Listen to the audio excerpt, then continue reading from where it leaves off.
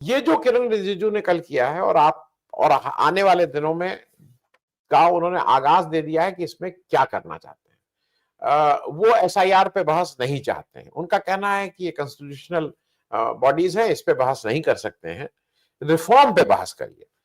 अब उनका मतलब रिफॉर्म है वन नेशन वन इलेक्शन।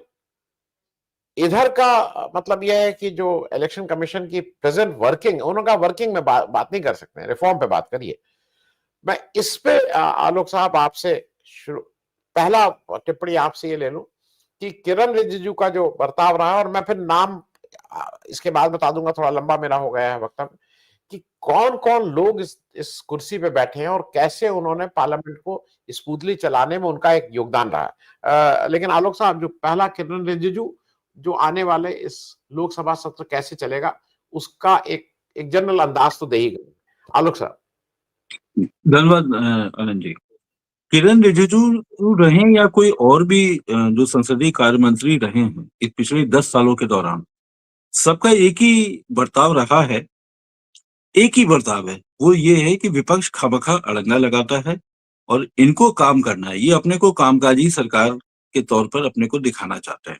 कितना कामकाज करते हैं, किस तरीके का कामकाज करते हैं, ये भी हम लोगों के वो धनखड़ साहब वाले आपको फैसलों में आपको दिख गया था जब और लोकसभा में भी दिख गया था जब वो तमाम सांसदों की फौज को एक वहां से निलंबित कर महत्वपूर्ण कानून पास करा लिए गए थे। तो आप ये मान करके चलिए, अगर ये रिजिजू साहब कह रहे हैं तो इसका मतलब कि कोई ना कोई ऐसी चीज ये पास कराने की फिराक में है, तो उसके लिए माहौल बनाने की तैयारी इनके पास में आ गई है।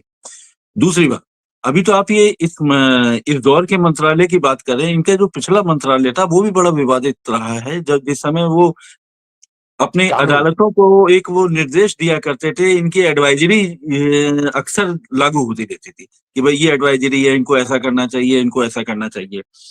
देखिए, ये सरकार जो एक ऐसा है कि ये बहस नहीं चाहती। ये सरकार मतलब अगर हम मोदी सरकार की अगर हम बात करें तो मोदी सरकार को बहस में कोई दिलचस्पी नहीं है।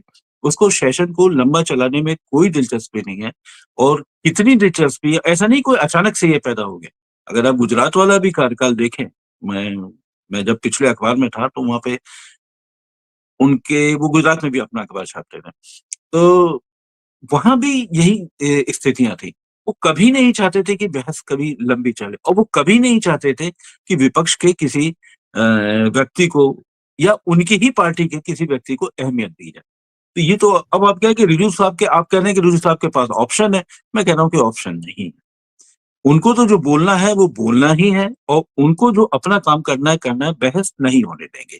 आपने बहुत महत्वपूर्ण बात कह दी कि एसआईआर पर बहस होनी चाहिए। क्या होगी? मुझे तो अभी तक साफ कह रहा है कि नहीं होगी। क्यों नहीं होगी, ये भी बिल्कुल साफ है। देखिए, अगर वो बहस करेंगे तो उनको जवाब देने पड़ेंगे ना। और सरकार को इस सरकार को जवाबदेही से कोई मतलब नहीं है। किसी भी तरीके की अकाउंटेबिलिटी से कोई मतलब नहीं है। अभी आप देखिए, राज्यसभा का एक जो इन्होंने बुलेटिन, आमतौर पे संसद के सत्र के शुरुआत में एक बुलेटिन छोटा सा जारी होता है, वो बुलेटिन जारी हुआ है। बुलेटिन में कहा गया कि भाई वो सभापति की के फैसलों को, निर्णयों को आप अंदर या बाहर उसकी आलोचना ना करें। तो जब आप शुरुआती इसी लाइनों से कर रहे हैं बुलेटिन की, तो आप इससे अंदाज तो मिल ही जा रहा है कि वो कितना विपक्ष को अहमियत देंगे। एक तो चीज तो महत्वपूर्ण हो गई। और जहां तक बात है, बिल पास कराएंगे, मेरा इसमें कोई शक नहीं है। अपने मन मुताबिक सारे बिल पास करा देंगे। अभी जैसे लेबर कोड की बड़ी चर्चा हुई, वो लेबर कोड अभी उन्होंने नोटिफिकेशन जारी किया। कहीं ये नहीं लिखा गया कि उसमें कितने घंटे काम कराना है, कहीं नहीं लिखा गया। जबकि सबसे प्रमुख मुद्दा तो ये इसके घंटों का था। बाद में वो तो कॉन्ट्रैक्ट वाला था, लेकिन उन मुद्दों पर कहीं बात नहीं हो रही, कहीं नहीं हो रही। तो मुझे नहीं लगता। देखिए, ये सरकार को ये कहती है कि इसका ये स्वस्थ आलोचना के लिए तैयार है, लेकिन ये बिल्कुल तैयार नहीं है। अगर इसका तमाम जगह अगर इसका रवैया देखा जाए तो ये सारा ठीकरा विपक्ष के ऊपर फोड़ना चाहती है। जबकि विपक्ष का तो अधिकार है कि अपनी बात उठाए। लोगों की बात उठाने के लिए ही विपक्ष को रखा गया है। और दूसरी बात, अगर आप कुल अगर वोटों का अगर प्रतिशत दे दें, तो आप पब्लिक रैली में तो बोल सकते हैं कि 140 करोड़ लोगों ने आपको वोट दिया। लेकिन अगर कुल संख्या अगर आप निकालें, वोटों का प्रतिशत निकालें, तो आपको कितने प्रतिशत ने ये वोट दिया? ठीक है, आप उस समय कुर्सी पे तो सरकार बना सकते हैं, लेकिन जितना वोटों का जो डिफरेंस है, उसके आधार पर आप विपक्ष को खारिज तो नहीं कर सकते। लेकिन ये सरकार खारिज करती जा रही है। आपने जो अभी विषय प्रवेश में जो कांग्रेस की बात की, तो राहुल इनके लिए अड़चन तो है, क्योंकि देशव्यापी अड़चन तो राहुल गांधी ही या कांग्रेस ही पैदा करेगी, और वो कर भी रही है। अब पिछले 4-5 सालों में जो देखिए जिन मुद्दों को मुखरता से उठाया है, वो केवल राहुल गांधी उठा रहे हैं। तो राहुल गांधी को तो इनको हाशिए पे रखना ही है। अगर उसको नहीं रखेंगे तो इनका काम नहीं चलने वाला। अब सवाल यह है कि राहुल गांधी क्या करेंगे? ये भी मुझे लगता है कि मैं इस बारे में बात करना चाहूँगा, क्योंकि जब आप संसद की जब बात कर रहे हैं कि 1 दिसंबर से कैसा होगा, विपक्ष ज़रूर इस मुद्दे को उठाएगा, राहुल गांधी भी उठाने की भरपूर कोशिश करेंगे, वोट चोरी वाला भी मुद्दा आएगा, ये भी आएगा, सारे मुद्दे आएँगे वो। लेकिन वो मुद्दे कितने समय तक चलेंगे? क्या आपको लगता है कि नए उपराष्ट्रपति ज़रूर आ गए हैं, नए सभापति आ गए हैं, क्या आपको लगता है कि संसद की कार्रवाई चलती रहेगी? मैं राज्यसभा की बात कर रहा हूँ, लोकसभा की तो कैसी चलेगी आप सबको मालूम है, इसमें कोई बहुत परिवर्तन नहीं आने वाला। लेकिन क्या राज्यसभा में भी कोई परिवर्तन आ सकता है? मुझे तो अभी भी नहीं लगता, बिल्कुल नहीं लगता। क्योंकि जब आप उपराष्ट्रपति बनते हैं, कम से कम पब्लिकली तो आपको वो ऐसी फोटो नहीं जाने देनी चाहिए। आप अपने सार्वजनिक जीवन में तो कुछ एक गरिमा तो एक उपराष्ट्रपति की रखनी चाहिए। वो जब चुने जाने के बाद वो जिस तरीके से उनका वो मिलन हुआ, जिस तरीके से अभिवादन हुआ, वो अभिवादन उपराष्ट्रपति का तो नहीं लग रहा था, लग रहा था कि भाजपा द्वारा ठीक है, मनोनीति आप कह सकते हैं, मतलब तकनीकी तौर पर इलेक्टेड है, लेकिन आप मनोनीत भी कह सकते हैं वो, तो कोई बहुत मतलब अतिशयोक्ति नहीं होगी। तो जिस अंदाज में जिस तरीके के लोग चुन करके आ रहे हैं, जिस तरीके के सांसद हैं, जिस तरीके के अभी जो चुनाव के नतीजे आ रहे हैं, उन नतीजों के बाद मुझे लगता नहीं कि वो विपक्ष को एक मौका देंगे।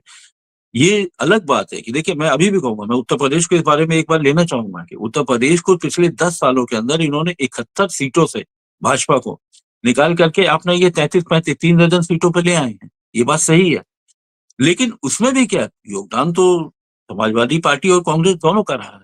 तो ऐसी स्थिति में कांग्रेस को तो वो पनपने नहीं देंगे, और कांग्रेस ही इस समय विपक्ष का मुखर चेहरा है। ये 2 ही व्यक्ति सबसे मुखर तौर पर संसद में आलोचना करते हैं, और इन दोनों को कोई भी अहमियत नहीं दी जाने वाली है। तो इसलिए आगामी जो सत्र हो रहा है वो काफ़ी हंगामेदार होगा, और मुझे लग रहा है चाहे आप बहिष्कार कहें, चाहे लोगों को निकाला जाना संसद से कहें, कोई भी कार्रवाई हो, वो बाधित होनी है, और उसके बाद वो स्थगन भी होना है। अब कितना स्थगन होता है, ये भी देखना पड़ेगा, क्योंकि अगर आप मानसून की अगर आप बात करें, तो मानसून सत्र में तो इनका कार्रवाई का जो रिकॉर्ड है, वो काफ़ी कम नीचे आ गया।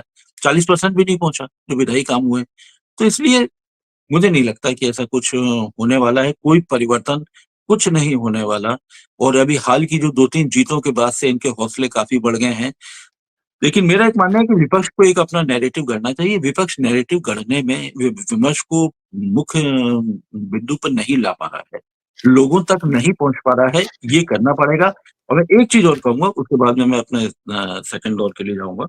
मैं कहना चाहूंगा कि विपक्ष को अगर अपनी आवाज को अगर बुलंद करना है, तो जैसा पहले कहा जाता है कि सड़कों पे आकर बुलंद किया जाएगा, तो बुलंद करनी चाहिए, कर भी रहा है, काफ़ी कर रहा है। लेकिन अभी तक जो एक अप्रोच होती है ना, जो एक सीईओ टाइप की जो अप्रोच होती है, वो विपक्ष में नहीं दिखाई दे रही है। यानी उनके जो कमज़ोर जो पक्ष हैं, जो स्वॉट एनालिसिस होता है, वो नहीं कर पा रहे। उनके कमज़ोर पक्ष पे सीधा प्रहार करना, और अपनी मजबूत वाले पक्ष को और ज़्यादा तरीके से उभारना, ये दोनों पहलू पे विपक्ष को आगे आना पड़ेगा, और मजबूती के साथ में करना पड़ेगा। तभी इनकी आवाज़ संसद में और संसद के बाहर भी प्रभावी रूप से सुनी जा सकेगी। और जहाँ तक परंपराओं की बात है, तो पुरानी परिपाटी और पुरानी परंपराओं की तो बात मेरे ख्याल से इन 10 सालों में करना तो फिजूल है, ना उम्मीद करना भी मेरे ख्याल से ज़्यादा उम्मीद करना है, बेमानी है उम्मीद भी।